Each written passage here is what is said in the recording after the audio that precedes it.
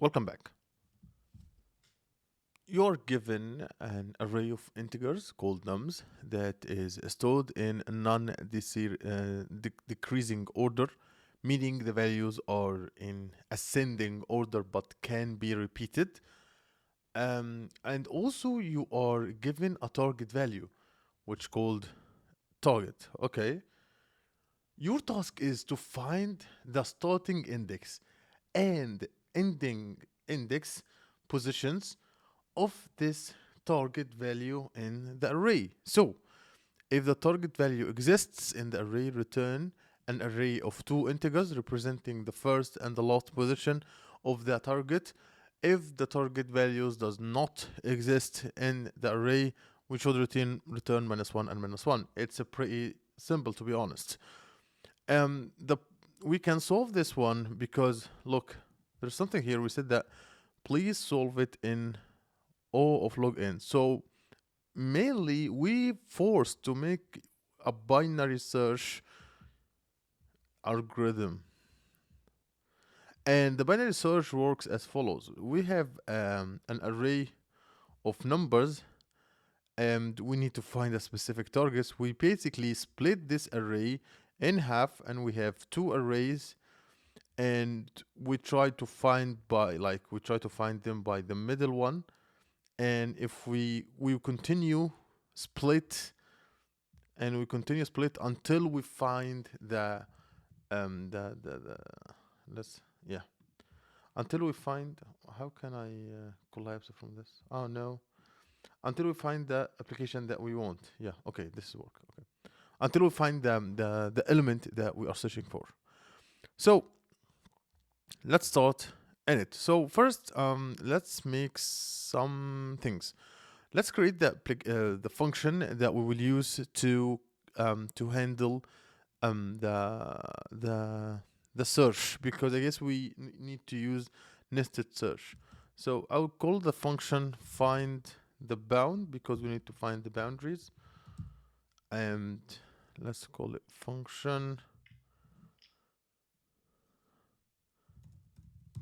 A function equals it will have nums and target, and also it will have variable. We go like is call is first because we need to find the first and the end. So this one, it will be like a switch or like a pointer, but it's point two times, I guess, or something like that. In the function we need to put some variables. So I'll have big N, which will equals nums dot length. Also I could have like let begin, which will equals 0, and let end, which will equals I guess n -1. It's always like that. So let's make it like that. Can I make the text bigger to make it easier for us? Oh, let's make it like 19 or something like that. Yeah, it's way more better like that. Okay. So we need to create a while loop and start our binary search algorithm. So while I guess we need to while the begin the begin is always less than or equal end, like while begin is less than or equal end. And if that was the case, so the while loop should perform a binary search to find the target value in the sorted array nums. A binary search is efficient because it keeps dividing the search range in half, leading to a runtime complexity of log n. The loop runs until the begin pointer is greater than the end pointer. And yeah. So again, we have begin. This one is the left. It will be the left boundary of the current search range, and the end will be the right boundary of the current search range. If you're working in any binary search, you find that there is an element we call mid. and the mid is the middle index of the current range. So how they will be? Mid will equals math.floor floor begin plus end divided by 2. So this is the mid. So the mid, this is the element we are currently checking. We constantly checking with mid. So I would say if nums of mid equals target. If that was the case, okay. If that was the case, that okay. Let's try to understand here. So first, we calculate mid, and this calculates in this is the middle index of the current page. We use math.floor to sorry, to make sure we get an integer index. After that, we need to check if the nums in the index of mid equals the target. If nums of the index of mid is equal to the target, we have to find an occurrence of the target value, but we need to know if it's the first or the last occurrence, because we need to find both occurrences, the first and the last. So as you can see, this example, 5, 7, 7, 8, 8, 10, we return 8 and 8, the index of these, the start and the end of the target, which is 3 and 4. This is the indexes of them. So we need to know if this is the first occurrence or the last occurrence. So first, would say that if would say if it's first. So if is first, and if is first is true, we are looking for the first occurrence. Okay, if is first is true. So if is first is true, that means that we are looking to the first occurrence. What should we make? So I would say if mid equals begin or nums of mid minus 1 doesn't equal the target. If that was the case, that means we are in the first one, we return mid, and end will equals mid minus 1.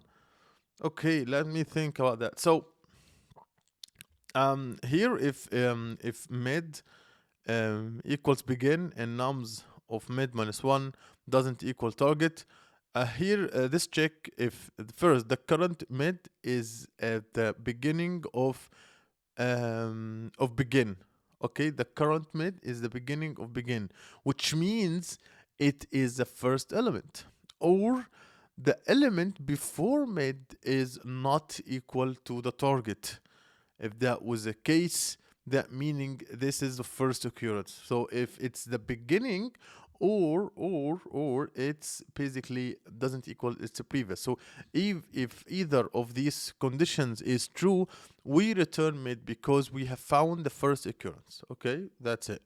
And after that, we update end with to be mid minus 1. If the conditions above is not true, it means there are other occurrences of the target before mid. So we move our end pointer to mid minus 1 to continue searching the left for the first occurrence. So yeah, that's it. So again, we can continue to do the else here. And so else here we said that else if mid equals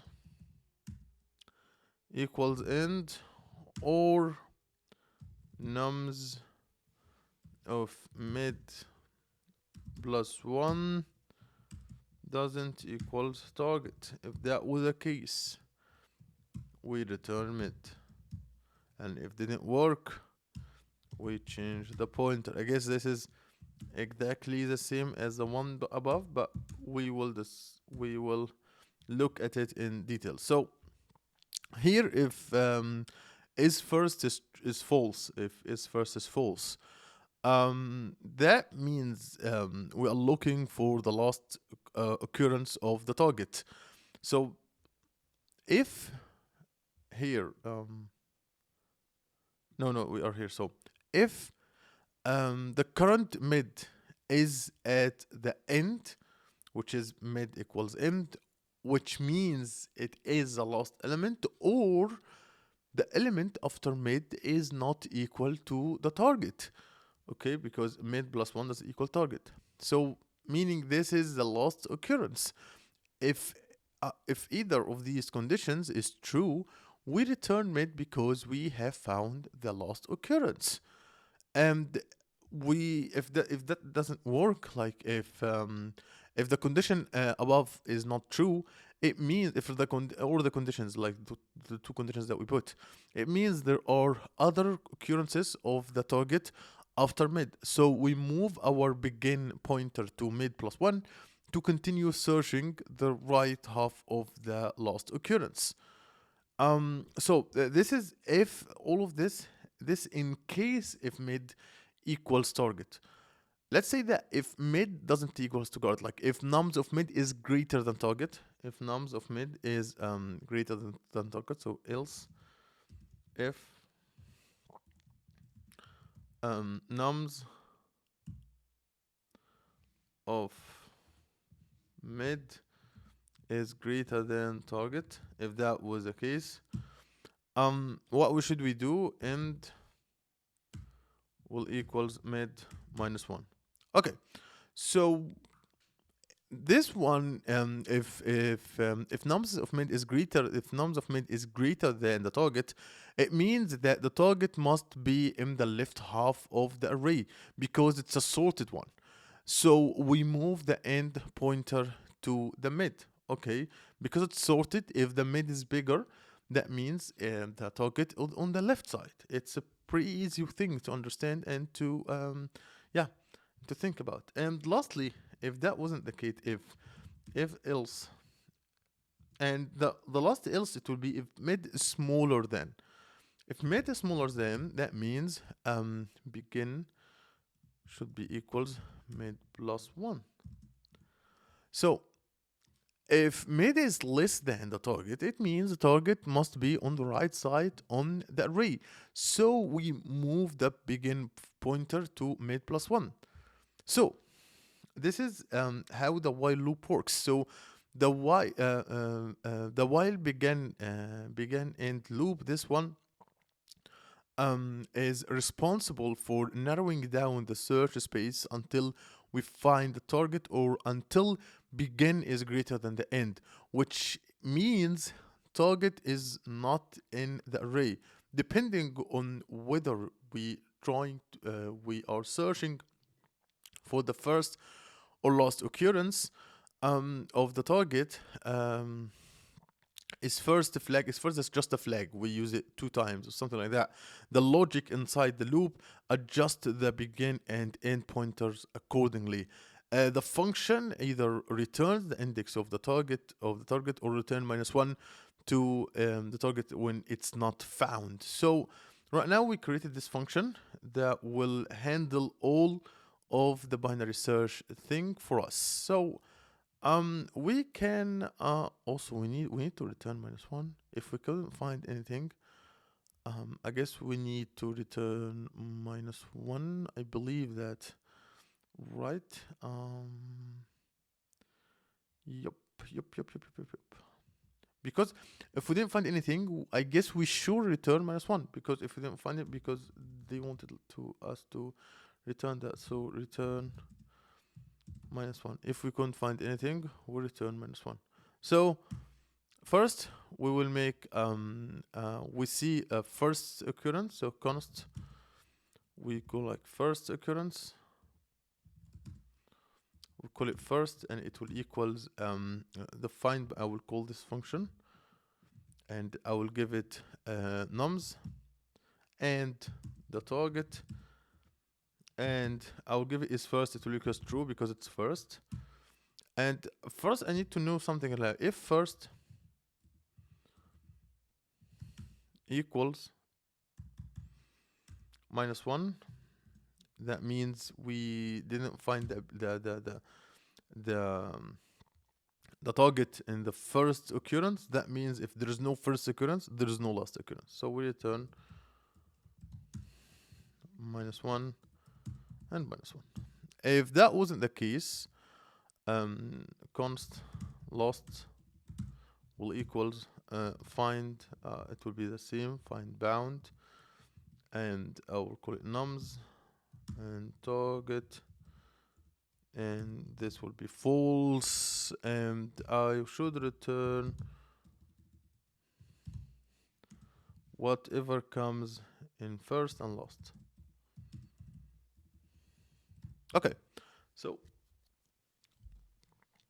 let's see here how we do. So the found bound function, let me run the function and see if it works. Okay, it works. Let's submit it and see if it works. Oh, okay, it works. So let's try to talk about this thing in detail. So as we said before, the find bound function takes three arguments: the array, which is nums, the target value, and the boolean, which is called is first, indicating whether to find the first or last occurrence. The function uses two pointers, which is begin and end. These are the 2 pointers that we are using to search for the target value using binary search. If is first is true, when the target, if the is first is true, let us focus on this one. When the target value is found first, specifically when is first is true, we continue searching in the left half of to ensure we got the first occurrence of the target. If is first is false, when the target value is found, we should continue searching in the right half to ensure we get the last occurrence of the target. After that, we need to find the target range. So first we call here this one was true. We make is first is true, and is first is just a flag to locate the first occurrence of the target. If the target does not exist, okay, first occurrence will equals -1, and if there is no first occurrence, there is no last occurrence, so we return -1. Then we call the find bound when in the target, and we make the flag false to locate the last occurrence of the target. And after that, we return an array containing both the first and the last positions.